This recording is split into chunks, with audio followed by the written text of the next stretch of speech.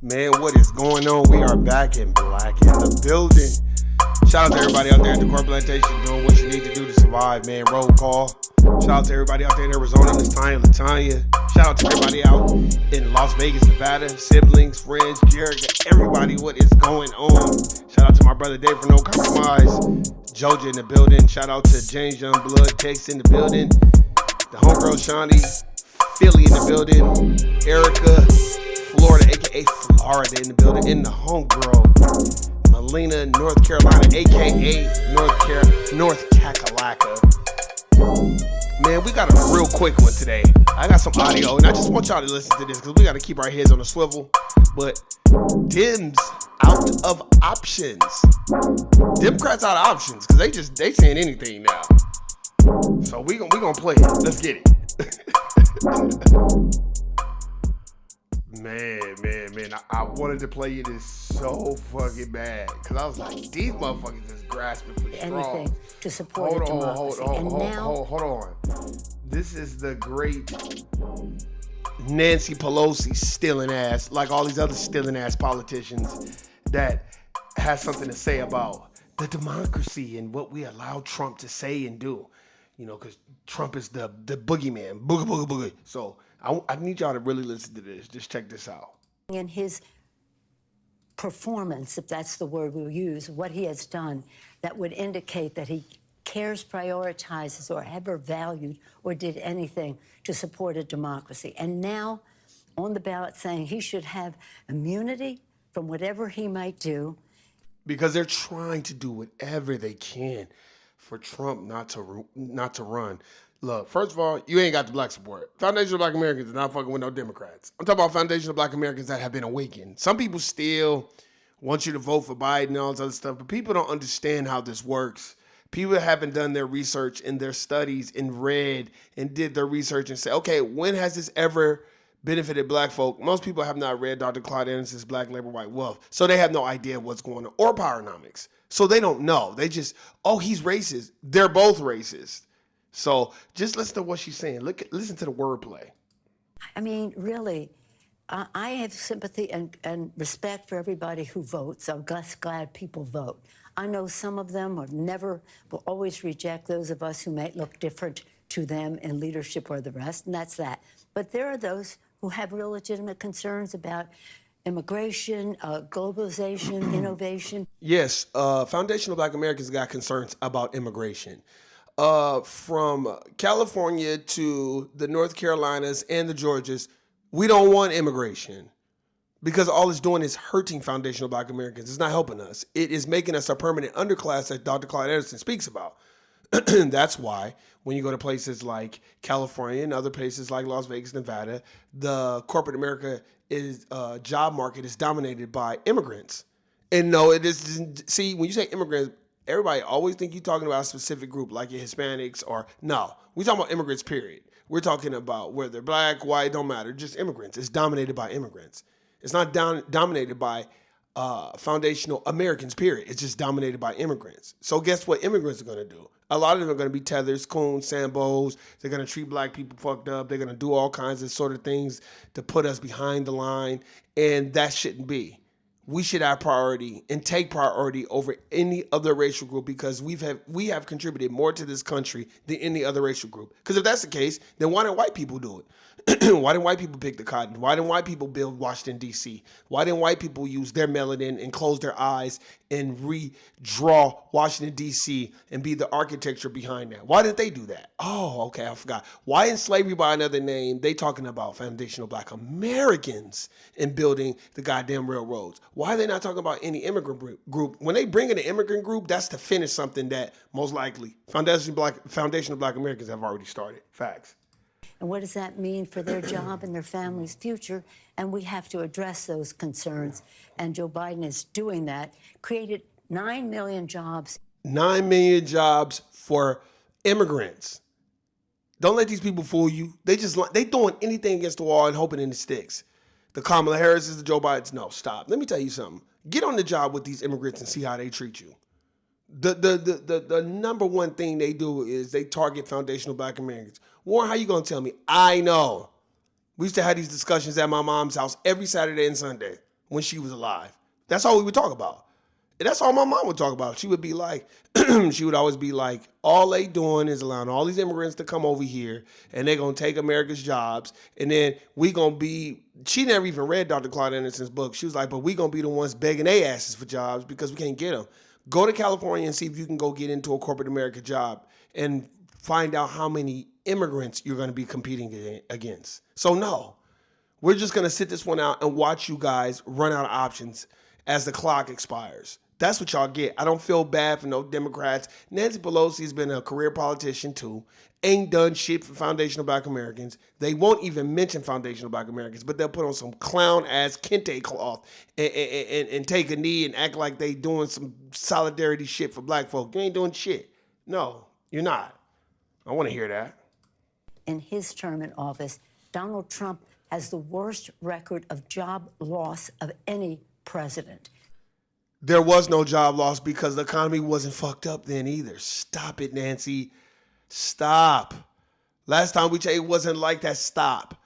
It doesn't matter whose office the person is residing in. If you're not giving up no tangibles for FBA, it ain't like we even paying attention. That's why when I looked at this video, I was like, oh my God, they running out of options. They are literally running out of options. I was listening to Tariq Nasheed's podcast, and he showed this clip of Kamala Harris and Fat Joe. They look so out of place. I said, they just making her do all kinds of sucker shit that don't even make sense. First of all, Fat Joe ain't even black. He's Puerto Rican. What do you even have him on there? Why are you even talking to him? Oh, my bad, because you East Indian, so you don't give a fuck. They running out of options. What did the Merovingian tell Morpheus to tell the Oracle? Tell the fortune teller her time is almost up. For real. So we just have to make sure people know. That was a global pandemic. Exactly. He had the worst record of any president. We've had other. You heard what that lady said? That lady said, but it was a global pandemic. Exactly. Which, if my thinking process precedes me, Mr. Trump, which I'm not voting for, and I'm not voting for Biden either, but Mr. Trump, I think is anti-you-know-what, anti-VAX, if I'm not mistaken. I don't know. I'm just saying, and that was during a global pandemic, so you're going to, if Joe Biden went through that, they'd be like, oh, well, look at what Joe Biden did, and it was a global pandemic. Stop, Nancy Pelosi, stop. Joe Biden don't even know where the fuck he at. In our country. If you want to be an apologist for Donald Trump, that may be your role, but it ain't mine. And he has the worst. I don't think that anybody can accuse me of that. But let me just say, as a Speaker of the House, we put forth a $3 trillion. Look, she getting an attitude now because she's like, it was a global pandemic. Oh, you want to be an apologist for, but I ain't that. $3 trillion of investment in communities and the rest, and that stimulates the economy. I just want to ask one more question. We'd like to reiterate that our presence on this encampment was never a security risk. Damn. In fact, it bonded members. Oh, man, here, let's cut the... Hey, Nancy Pelosi got pissed off like a motherfucker. Look, let me tell you something. I'm going to tell y'all again. when y'all getting approached by people and they want to talk politics, just tell them, look, man, I don't really participate in none of that. Because you're going to hurt people's feelings, and people are still, people older than you, younger than you, they still believe in this fictitious system. When I was talking to somebody about, they was asking me like, oh, we got to get Biden back in there, and Trump is a racist and all this other stuff. I was like, you know what? There's a great book called Vote Scam. And she kind of, was quiet. I was just like, you should go check that out, because we don't even know who the Electoral College people are. Who are they? Why do they exist? Look, voting for what? To do what? And whom are you voting for? And every time you talk about Obama, somebody always talking about, well, he couldn't just be the president for black people. He got to be the president for everybody. Yeah, but when every time a dominant society motherfucker get in office, they do what they want for their people. So I don't want to hear that shit. I just thought it was funny because she got a fucking attitude when that white lady was like, yeah, but it was a global pandemic. She was like, you can apologize for him, but I ain't apologizing. Look, let me tell you something. In the great words of Neely Fuller Jr. in the Maximum Compensatory Counter-Racist Code, the United Independent Compensatory Counter-Racist Code of Ethics, in that book, I got the revised version, but in that book, it talks about if you see two dominant society people arguing, if they're not arguing about replacing the system of racism, white supremacy, and establishing a system of justice, that's just two white supremacists arguing who's the biggest slave master. That is the most profound shit I've ever fucking read. I'm just gonna keep that shit all the way a buck with y'all. It changed my whole view on everything. Cause you feel like, well, no, that white person, right? Nope. He's like, if you see two people arguing and they're not trying to replace the system and establish a system of justice, that's just two people arguing about who's the biggest slave master. So who's the biggest slave master? Joe Biden or Donald Trump? That's what you have to look at.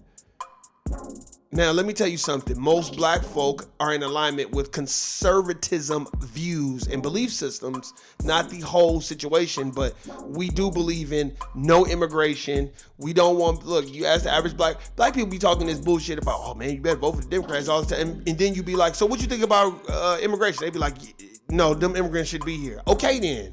So you can't just be like, oh, vote Democrat. No.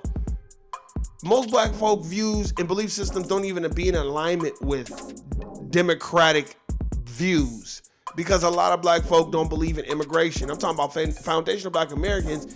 We done fought enough. We done fought the good fight for everybody but ourselves. So a lot of us don't believe in any of that stuff. That's why I thought it was quite funny. And man, RIP to to the people in North Carolina where I guess they had a standoff and it was shooting out there. I was like, God damn, man, but I just thought about that and I was like, I'm watching, because I'm literally watching it come up on my news feed and I'm like, I gotta talk about this shit. Because she got pissed off and was like, look, when a person gets pissed off like that and starts being like, well, you could be an apologist, they out of options. And the Dems are out of options. They've done everything that they can do. People are not falling for this shit. They try to go after the hip hop community like they really care about it. They don't give a fuck about no hip hop community. In my personal opinion, they are going to use the hip hop community to get them votes. But most foundational black Americans ain't voting for shit, for nobody. Again, if you see two white people having an argument or a disagreement, if they're not replacing the system of racism, white supremacy, and establishing a system of justice, then that's just two dominant society, suspected white supremacists arguing who's the biggest slave master. That is beyond profound. And let me tell you something, that helped me out a lot. That book helped me out a lot, actually. Let me keep it a buck. That book helped me out a lot because I didn't get it. I watch my people work hard. We do everything we can to show that we're not lazy people at the corn plantations, and we do everything. We go out of our way. We come in early. We stay late. We do overtime. Everything is asked of us, but it's just never enough. It's always, the goalpost. Oh, you're this. Oh, you're that. Man, after I read that book, once I read that book by Neely Fuller Jr., I was like, oh, this is a cold book. Always starting a conversation with a question. What is it you would like me to do? I did that to a couple of managers. Hey, man, you supposed to be such and such a... Okay, well, I apologize. What is it that you need me to do? Oh, well, you guys got to handle such and such. Okay, no problem. And then when you are non-combative and you just kind of do what you need to do and start a conversation with a question, people kind of, for the most part, leave you alone.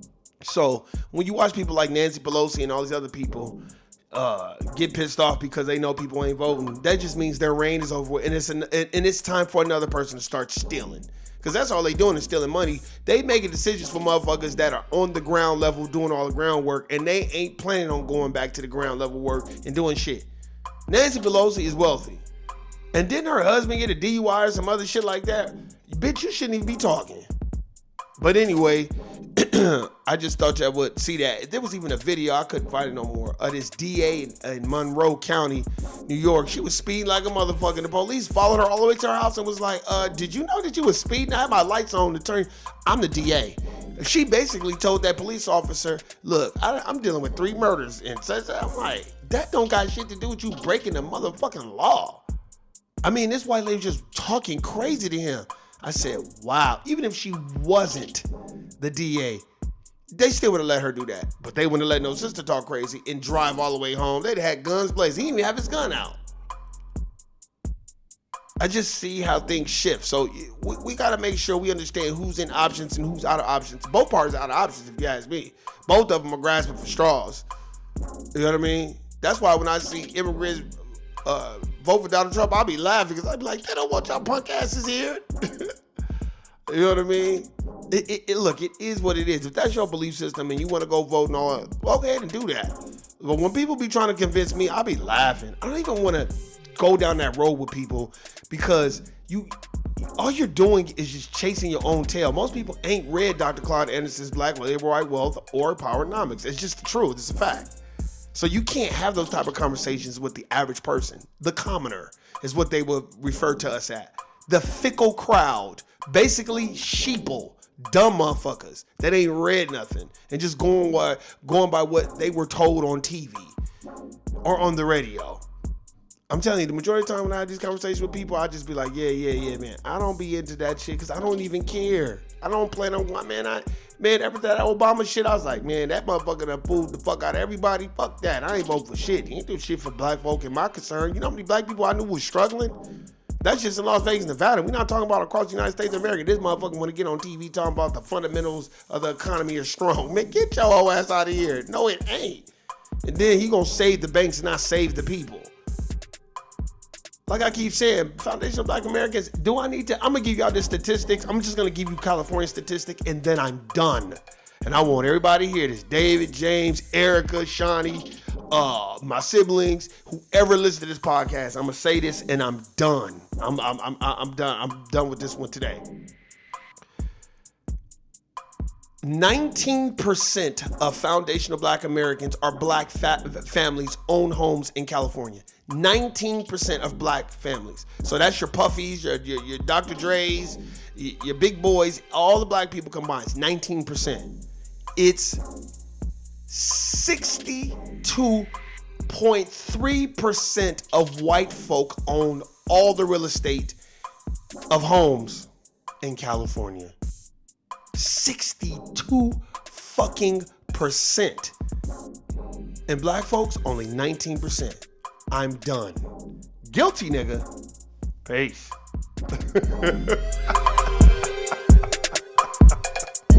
Oh man, we gonna figure it out one day.